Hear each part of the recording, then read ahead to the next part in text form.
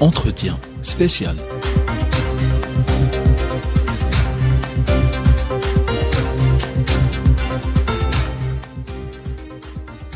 Bien le bonjour à vous, chers auditeurs des Ferkia FM. Canton est ravi d'être là parmi vous. Nous célébrons cette journée du 3 mai, la journée mondiale de la presse, partout dans le monde, et surtout en Afrique. Et nous avons l'immense plaisir d'avoir avec nous, en direct depuis Abidjan, en Côte d'Ivoire, un journaliste de renommée, Didier Assoumo, rédacteur en chef du quotidien national Fraternité Matin. Didier Assoumo, bonjour. Bonjour. Pouvez-vous, Didier Assoumo, nous raconter pour commencer les grandes étapes de votre parcours de journaliste en Côte d'Ivoire ? Est-ce que vous avez, qu'est-ce qui vous a le plus marqué dans votre engagement pour la liberté de la presse, Didier Assoumo ? Alors, j'exerce ce métier depuis 2007, on va le dire, et j'ai eu la chance de faire tous les médias parlant justement de radio, de presse écrite, de télévision, et aujourd'hui je suis rédacteur en chef multimédia pour le premier journal ivoirien, Fraternité Matin, le journal gouvernemental. Et donc mon engagement justement pour la presse, c'est que aujourd'hui l'information est capitale, que ce soit en Afrique ou en Europe, partout dans le monde, l'information permet justement aux populations, aux citoyens de prendre la bonne décision, de s'orienter, de s'orienter, de décider. Et donc, pour moi, le journalisme sert à ça, donner la meilleure information possible aux populations pour que celles-ci puissent justement faire un choix en fonction justement des informations dont elles disposent. Et pour moi, les faits sont sacrés, c'est ce qu'on nous a appris à l'école, c'est un sacerdoce, et depuis 17 ans donc que je fais ce métier, je m'y attache à donc rester fidèle aux faits. Et comment vous avez perçu, Didier Assoumo, l'évolution de la presse en Côte d'Ivoire et en Afrique, c'est-à-dire depuis vos débuts jusqu'à aujourd'hui ?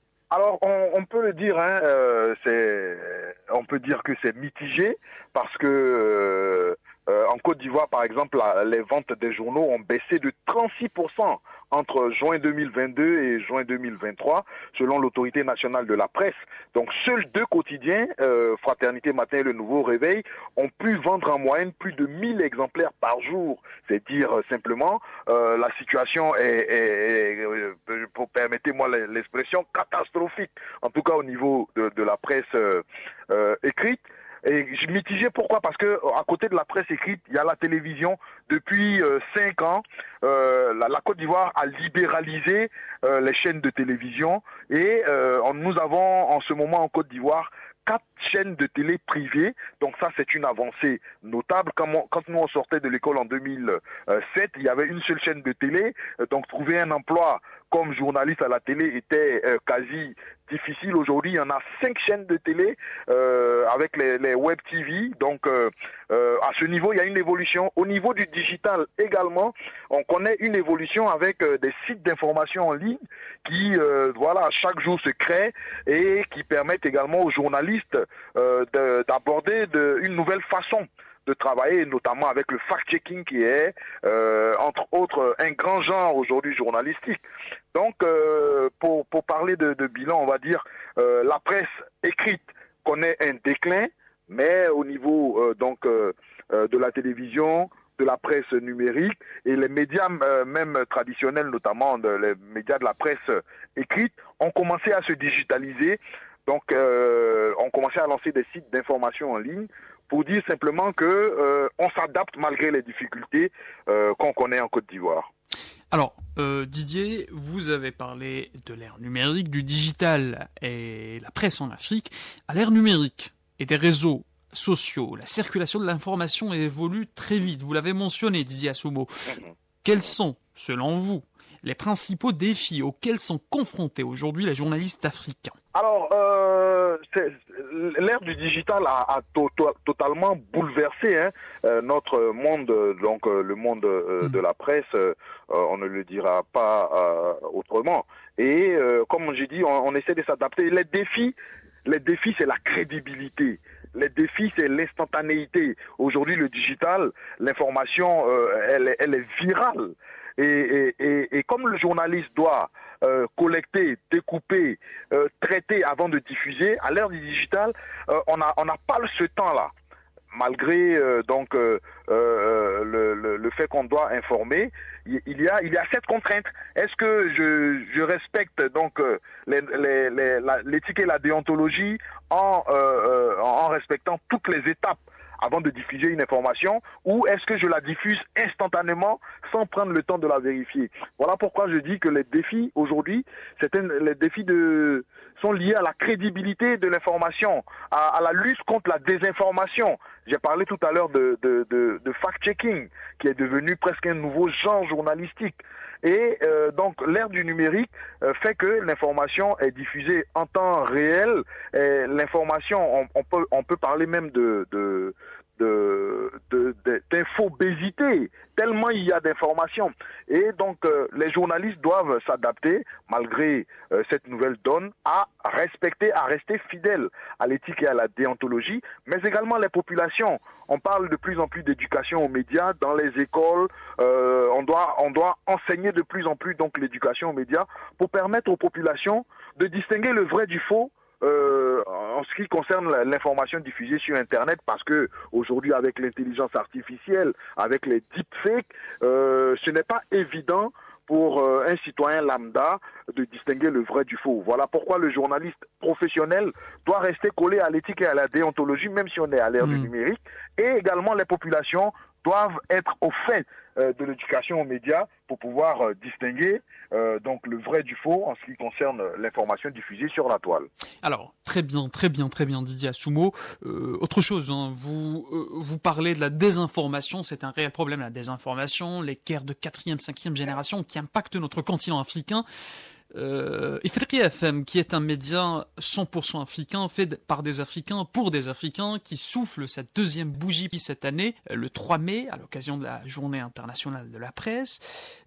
En quoi, selon vous, Didier Assoumo, un média 100% africain peut-il redéfinir la manière dont l'Afrique se raconte et qui est perçue à l'international, c'est-à-dire la manière dont l'Afrique raconte sa propre histoire? Alors, il y a la sagesse populaire qui dit que c'est les vainqueurs qui racontent toujours l'histoire.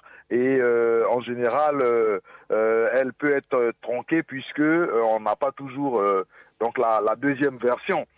Mais pour dire simplement que c'est une avancée notable aujourd'hui avec Afriquia, avec qui je collabore partout où je suis dans le monde. Récemment, c'était en Ouganda pour donc le forum de l'eau où j'ai collaboré avec Afriquia à chaque fois qu'il y a une information majeure en Côte d'Ivoire pour dire que les médias africains doivent pouvoir donc raconter nos histoires, doivent pouvoir faire l'actualité pour nos populations, parce que quoi qu'on dise, comme le disait Tikenja pour lui emprunter les mots, personne ne viendra refaire l'Afrique à notre place. Donc aujourd'hui, pour moi, l'avènement de Afriquia, et qui fait un boulot exceptionnel, permet justement aux Africains d'être informés au quotidien de ce qui se passe sur notre continent. Par exemple, aujourd'hui, on parle du FEMUA qui a lieu à Abidjan pour un public partout en Afrique. Et donc, je pense que de plus en plus, nous devons collaborer à travers tous les médias africains, doivent renforcer leur collaboration et doivent permettre justement aux populations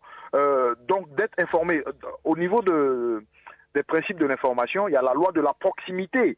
Voilà, et aujourd'hui, Afriquia donc remplit pleinement cette loi de la proximité-là, en étant en Afrique et en parlant aux Africains de l'actualité africaine. Et c'est ce que nous aimons justement à Afriquia FM, et c'est pourquoi nous ne cesserons jamais de collaborer avec cette radio qui nous permet donc de parler de ce qui se passe sur le continent, mais également de faire connaître le continent donc à travers le monde, et raconter nous-mêmes notre histoire. Et en cette journée internationale de la presse, qui est le 3 mai, je le rappelle, le conseil de Didier Assoumo pour la nouvelle génération. Quel conseil vous allez donner, Didier, aux jeunes étudiants en journalisme en Côte d'Ivoire et un peu partout en Afrique qui aspirent à exercer ce noble métier que vous exercez déjà, Didier Assoumo, donc dans un contexte parfois difficile mais passionnant? Donc, quels sont vos conseils à cette nouvelle génération? Tout à l'heure, j'ai parlé de sacerdoce. Le métier de journaliste, c'est vraiment un sacerdoce. Et il y a un président ivoirien qui disait, pour lancer une boutade, que si vous voulez devenir riche, ne faites pas du journalisme parce que c'est pas un métier pour gagner de l'argent. C'est un métier qu'on fait avec passion. Et pour aujourd'hui remplir pleinement notre rôle de journaliste, on parle de quatrième pouvoir. Donc un journaliste aujourd'hui doit pouvoir se former pour permettre aux populations de faire un choix. Et le conseil que j'aimerais donner, c'est que on doit toujours être attaché à la lecture, parce que le journalisme est transversal et on ne peut pas forcément tout savoir.